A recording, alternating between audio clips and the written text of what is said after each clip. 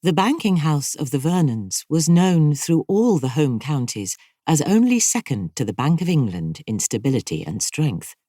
That is to say, the people who knew about such matters, the business people, the professional classes, and those who considered themselves to be acquainted with the world, allowed that it ought to be considered second.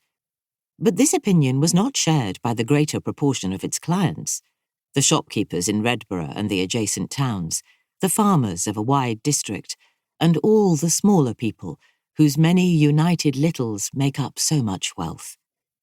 To them, Vernon's bank was the emblem of stability, the impersonation of solid and substantial wealth. It had risen to its height of fame under John Vernon, the grandfather of the present head of the firm, though it had existed for 2 or 3 generations before him. But John Vernon was one of those men in whose hands everything turns to gold.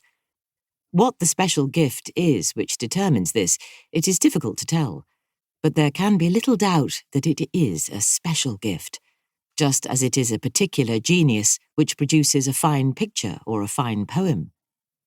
There were wiser men than he, and there were men as steady to their work and as constantly in their place, ready for all the claims of business, but not one other in whose hands everything prospered in the same superlative way.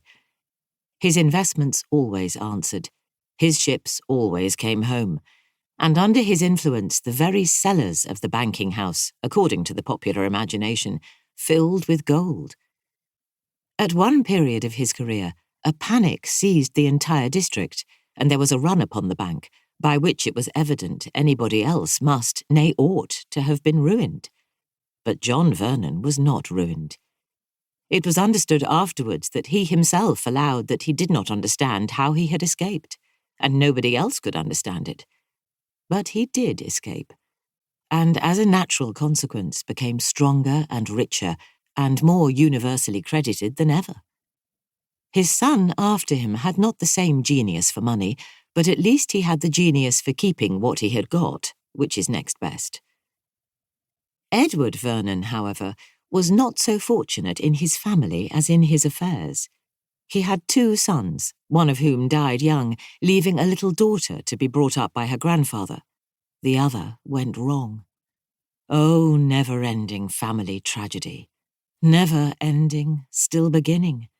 The darkest anguish that exists in the world.